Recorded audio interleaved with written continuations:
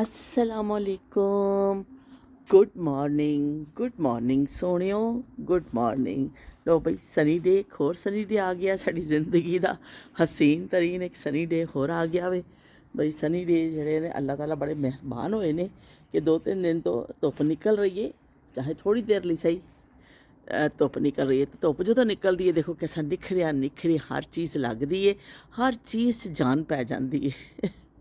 तो बहरहाल देखते हो कितनी देर रही है धुप, क्योंकि हुण भावें मैं अंदर जावां तो थोड़ी देर नूं ਇਹ सब ठुस हो जाए और नाल ही बदल आ जान। बहरहाल देखो क्या होता है। असी अज की कहते ने धुप का फायदा चुकांगे और अपने सारे काम काज चंगे चंगे निपटावांगे। परिंदे भी देख लो बैठे ने, परिंदे भी मज़ा चुक रहे ने ना मौसम का। नाश्ता हो चुका है रेडी। 2 अदद हसीन तरीन अंडे ते नाल ब्रैड का स्लाइस ते नाल अस बना रहे हैं बड़ा सारा चाह का कप। नाश्ता शुरू होने लग्या भी चाह देखो कितनी ज़बरदस्त बनी। चाह का कलर देखो, वाह बई वाह, सदके थीवां।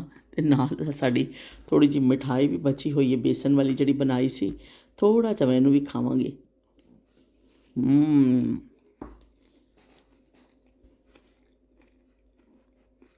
ਵੱਜ ਰਹੇ ਨੇ ਸ਼ਾਮ ਦੇ 4:15 ਹੋ ਗਏ ਨੇ। ਦਿਨ ਢਲ ਗਿਆ ਵੇ ਪਰ ਅਸੀਂ ਹੁਣ ਆਪਣੇ ਕੰਮਕਾਜ ਸ਼ੁਰੂ ਕਰਨ ਲੱਗੇ ਹਾਂ, ਕਿਉਂਕਿ ਕੱਲ ਜ਼ਰਾ ਕੁਛ ਐਸੀ ਤਬੀਅਤ ਹੋ ਗਈ, ਬਲੱਡ ਪ੍ਰੈਸ਼ਰ ਜਦ ਹਾਈ ਹੋ ਗਿਆ ਉਹਦਾ ਤਬੀਅਤ ਐਸੀ ਖਰਾਬ ਹੋ ਗਈ ਕਿ ਮੈਂ ਜਿਹੜਾ ਵੀਡੀਓ ਬਣਾਈ ਤੇ ਸੀ ਜਿਹੜਾ ਆਪਣਾ ਬਲੌਗ ਪਰ ਮੈਂ ਅਪਲੋਡ ਨਹੀਂ ਕਰ ਸਕੀ ਉਹਨੂੰ।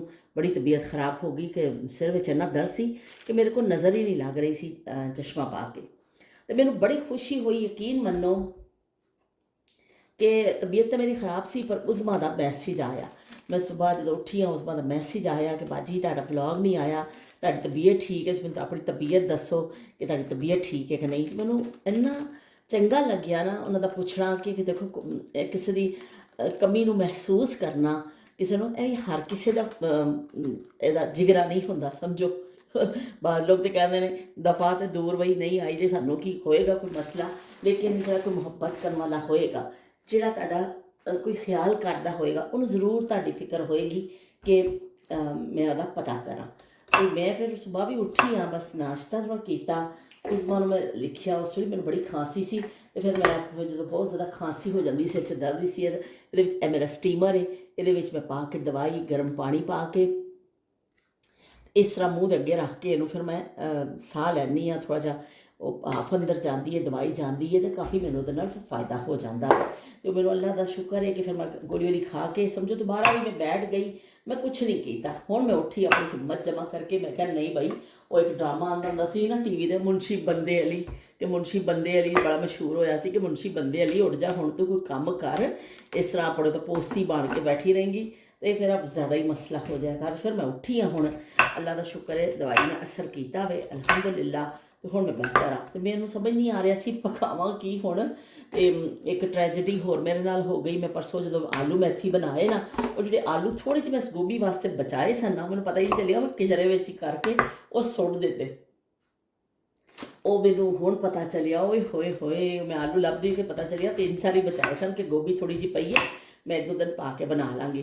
पर एवे कि वो तो गए बेचारे। तो हुण मैं सादी गोभी ही बना लैनी हाँ, अदरक पा के चलो मसाला भुन के, वो बहुत ज़्यादा होंदी तो चलो गोश्त का पैकेट कढ़ लैंदी, गोश्त विच बना लैंदी, पर इन्नी थोड़ी है। हुण मैं क्या चलो इनू इस तरह ही बना लैंने आ सादी, तो चलो भी ठीक है। हुण जो भी जो दस्तियाब है ना उन्होंने ही काम च लैके आवो। तो इस तरह मैं जरा फिर कल का दिन ज़रा समझो औखा ही गुजरिया कि जो तबीयत खराब हो गई ना, मेरा ख्याल ब्लड प्रेशर ज़्यादा ही हाई सी, क्योंकि मेरी गर्दन भी काफ़ी दर्द हो रहा सी। तो चलो भी है तो सारिया चीज़ा ना जिंदगी के नाल ही है, जहाँ खुशी कभी गम, कितने जिंदगी है, कितने दुख ने, कितने परेशानियां ने, यह चीज़ा तो जिंदगी का हिस्सा ने। हर वक्त लाइफ हैप्पी है, बिल्कुल सीधी है, ठीक नहीं रही, कुछ ना कुछ परेशानियां होंदियां ने। पर एक गल है कि जो तुहानूं कोई तकलीफ होंदी है, तुसीं आउंदे हो पता नहीं कुदरती कुछ ऐसा हो मसला कि जो तुहानूं कोई मसला होंदा वे, तुहानूं सब तो पहले अपनी माँ याद आती है। कोई दुख तकलीफ खुशी च भावें तुसीं उहनूं भुल ही जाओ, लेकिन जिथे दर्द होंदा है उत्थे याद आंदा हाय माँ, ਬੰਦਾ ਫੌਰਨ ਮਾਂ ਨੂੰ ਯਾਦ ਕਰਦਾ ਹੋਵੇ, ਮਾਂ ਏ ਮੇਰੀ ਏ ਤੇ ਹਾਏ ਮਾਂ ਤੇ ਮੇਰੀ ਮਾਂ ਪਿਆਰੀ ਮਾਂ। ਮੁਖਤਲਿਫ ਹਵਾਲਿਆਂ ਦੇ ਨਾਲ ਮੁਖਤਲਿਫ ਜੁਮਲੇ ਨੇ, ਤੁਸੀਂ ਵੀ ਆਪਣੀ ਮਾਂ ਨੂੰ ਯਾਦ ਕਰਦੇ ਰਹਿੰਦੇ ਹੋ। ਤੇ ਮਾਵਾਂ ਦੇ ਖੈਰ ਕਦੀ ਵੀ ਨਹੀਂ ਭੁੱਲਦੀਆਂ। ਤੇ ਅਸੀਂ ਮੈਂ ਤੁਹਾਨੂੰ ਨਾ ਇੱਕ ਚੀਜ਼ ਸੁਣਾਉਣੀ ਹੈ ਮਾਂ ਦੇ ਹਵਾਲੇ ਦੇ ਨਾਲ।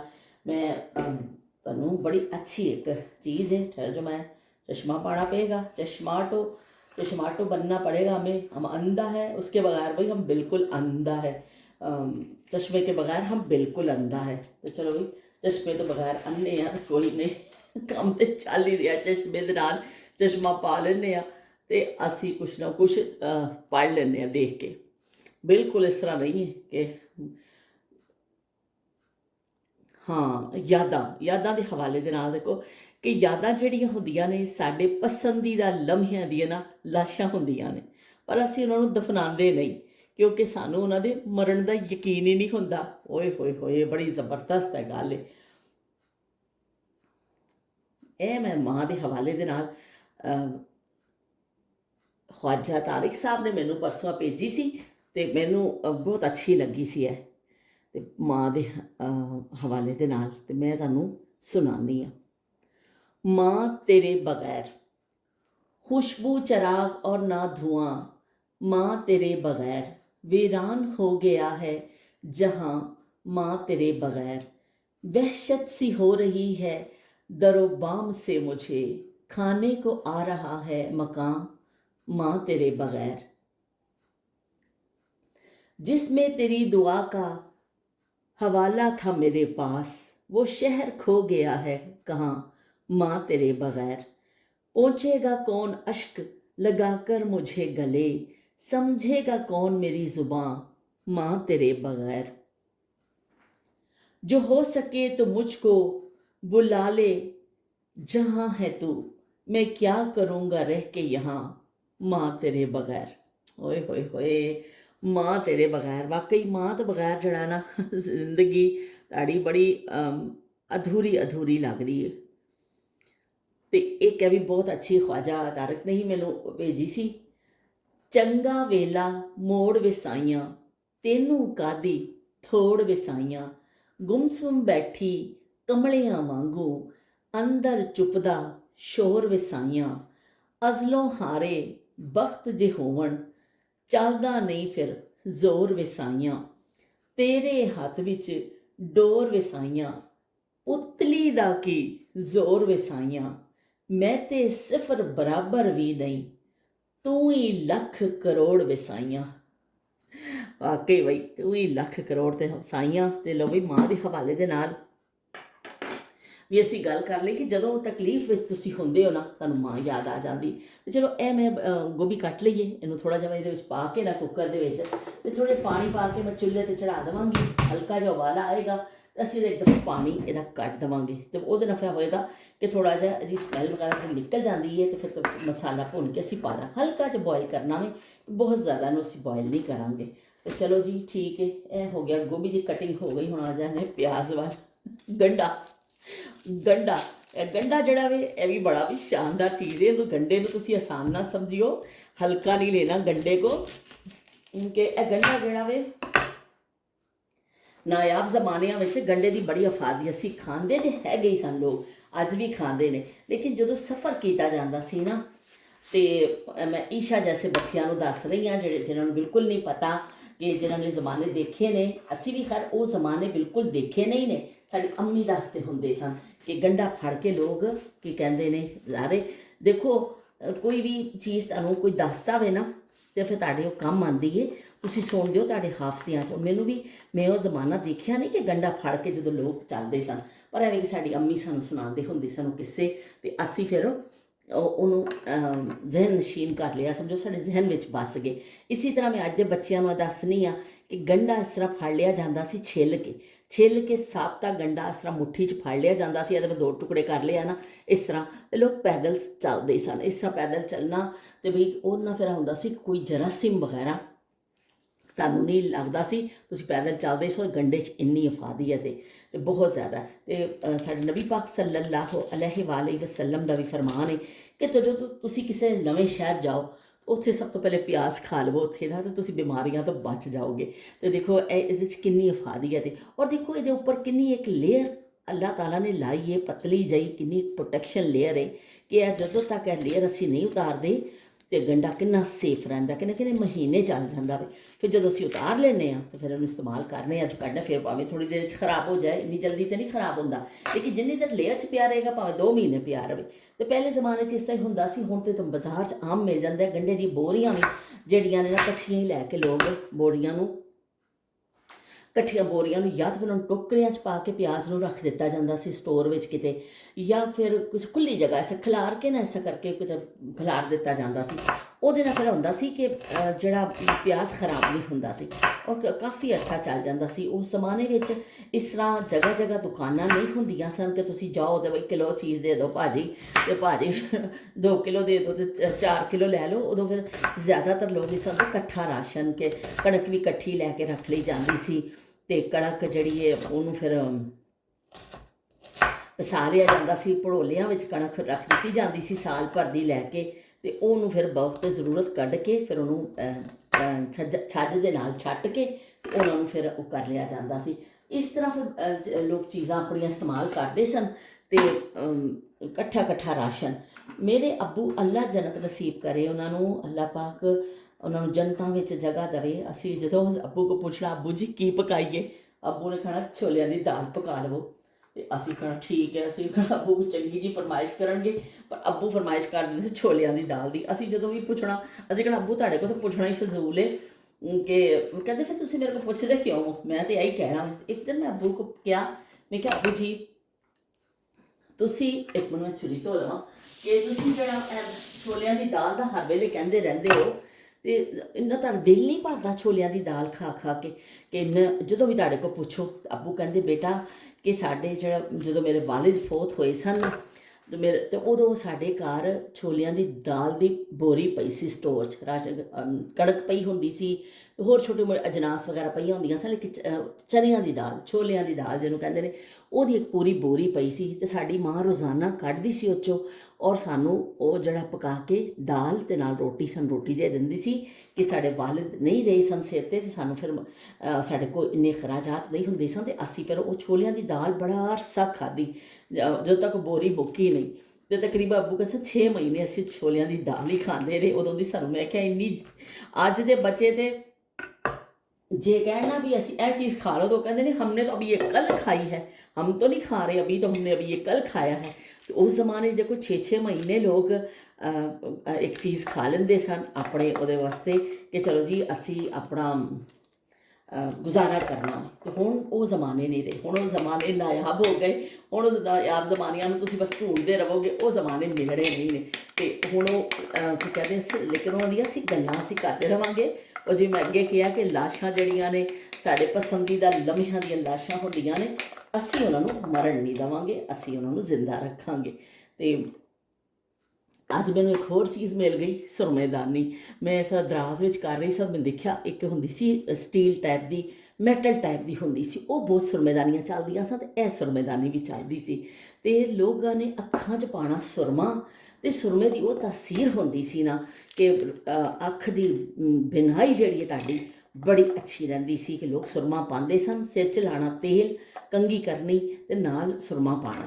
वो फिर वो चीज़ां जिहड़ियां ना तुहाडियां इन्ना फायदा करदियां सन। सुरमा जिन्हें अख च पाया ना, असी बचपन च बहुत सुरमा पाए, 2-2 3-3 टाइम सुरमा पाया जाता सी। रात को सौण लगे लोग जरूर सुरमा पाते सन। अज हुण सुरमे का इस्तेमाल बहुत, मेरा ख्याल है बहुत ही घट लोग ने जिहड़े सुरमा पाते हैं, क्योंकि एक वजह की यह भी है कि सुरमा हुण खालिस मिलता ही नहीं है। हुण घर च पीसण वालियां नानियां दादियां बेचारियां कवरां च जा पईयां, हुण पीसणा किन्ने, इन्नी मेहनत किन्ने करनी। तो वो चीज़ां हुण जिहड़ियां नायाब हो गई ने। वरना पहले ज़माने च सुरमा एक तेल की शीशी हुंदी सी ते सुरमा हुंदा सी, ते नाल हुंदा सी बई वो की कहंदे ने एक पाउडर का डब्बा, नाल वैसलीन पीले रंग की, ते एक कंघी। हर घर च तुहानूं चीज़ां मिल जांदियां सन।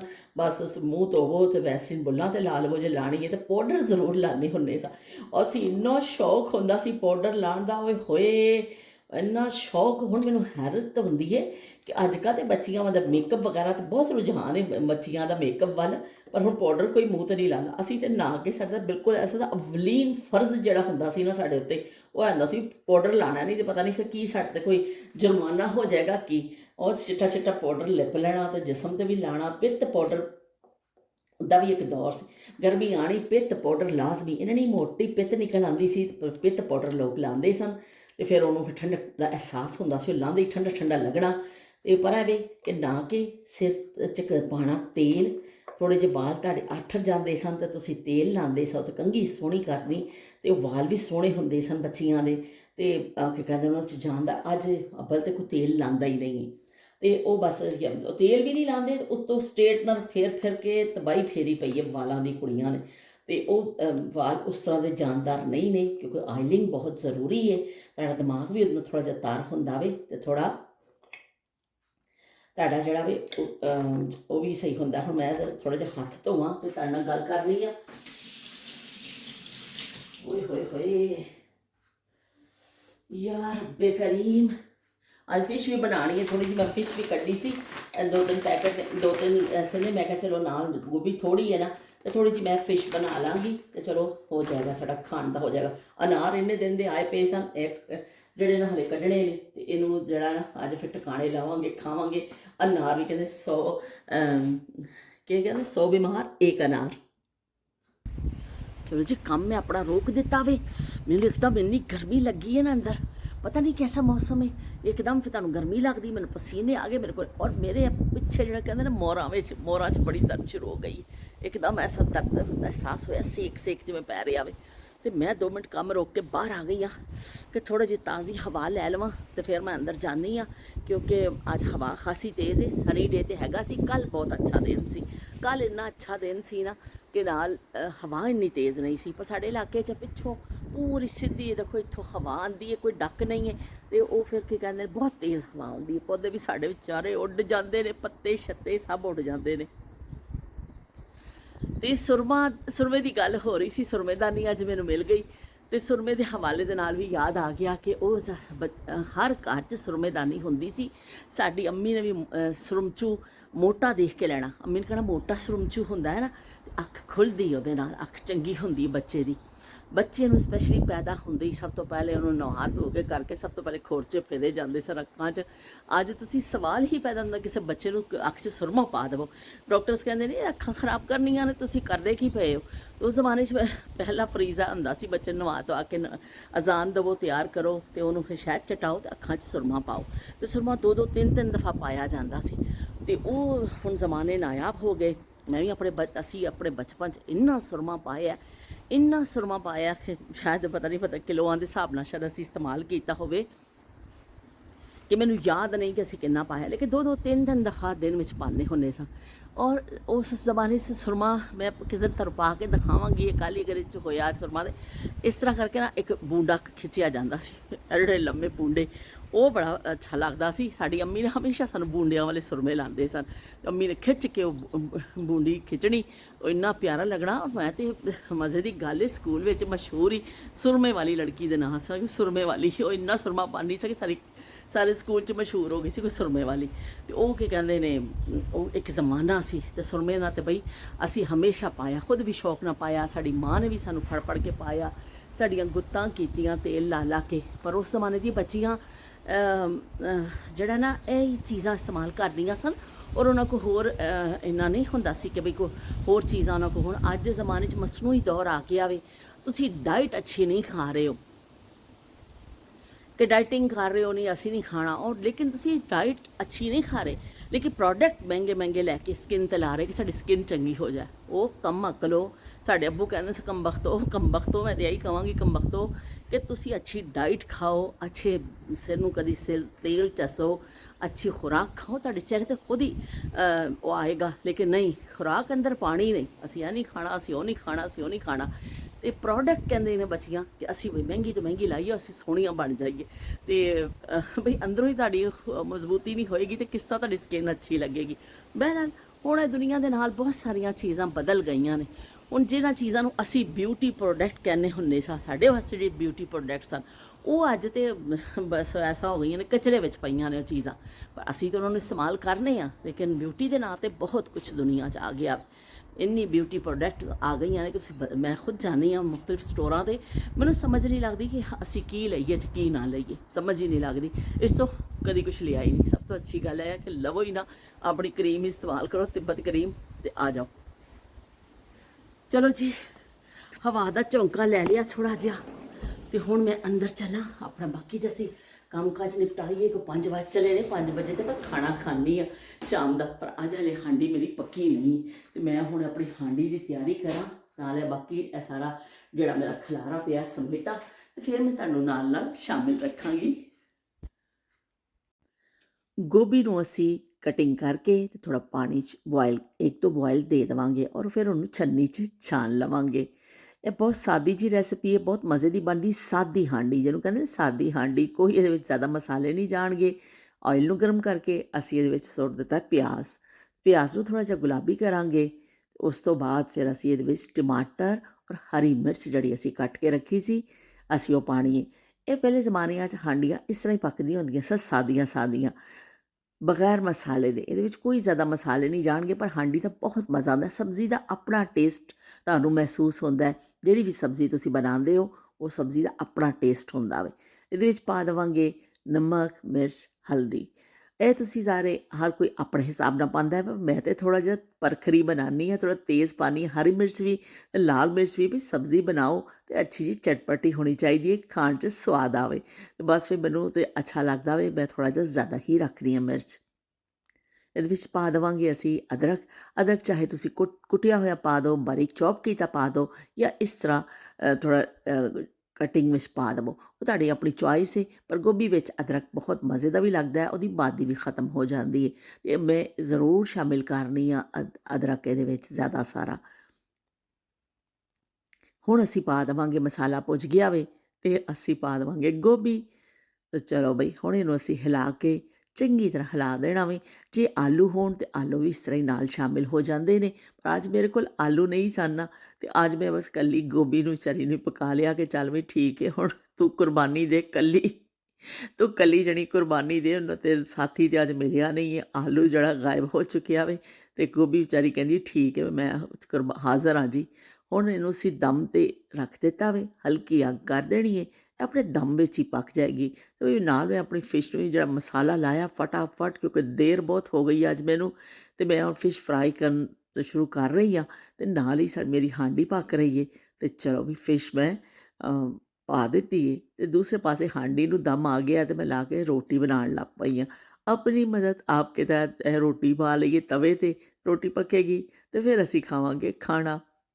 शाम के 5:15 बज चुके हैं, तो भाई असी हुण खाण लगे रोटी। गर्मा गर्म फिश तैयार है, नाल जिहड़ी गोभी बनाई सी, गोभी मेरी तैयार है, अदरक मैं ढेर सारा उपर पा लिया है, नाल सैलड है, ते नाल फिश है। रोटी मैं अपनी बना ली इस तरह करके, बड़ा इहनूं डिज़ाइन दे नाल रख दिता होवे ताकि ईशा मैनूं चंगे चंगे नंबर दे देवे, ते कि भाई बड़ा अच्छा डेकोरेट मैं कीता होवे। ते इह थोड़ा जिहा बचिया होया सी मेथी आलू, बिल्कुल 1 चम्मच जिन्ना बचिया सी। मैं कहा चलो भी आलूआं दी कमी जिहड़ी इहदे च महसूस होनी है ना गोभी विच, ਉਹ ਅਸੀਂ ਇਹਦੇ 'ਚ ਪਾ ਲੈਂਦੇ ਹਾਂ, अलग ਤੋਂ ਨਾਲ ਖਾ ਲਾਂਗੇ। ਅਤੇ ਅਦਰਕ ਮੈਨੂੰ ਬੜਾ ਚੰਗਾ ਲੱਗਦਾ, ਅਦਰਕ ਮੈਂ ਜ਼ਿਆਦਾ ਖਾਂਦੀ ਹਾਂ। ਤਾਂ ਚਲੋ ਜੀ, ਹੁਣ ਅਸੀਂ ਖਾਂਦੇ ਹਾਂ ਰੋਟੀ, ਅਤੇ ਤੁਹਾਡੇ ਨਾਲ ਫਿਰ ਮਿਲਦੇ ਹਾਂ। ਅੱਲਾ ਹਾਫਿਜ਼, ਰੱਬ ਰਾਖਾ।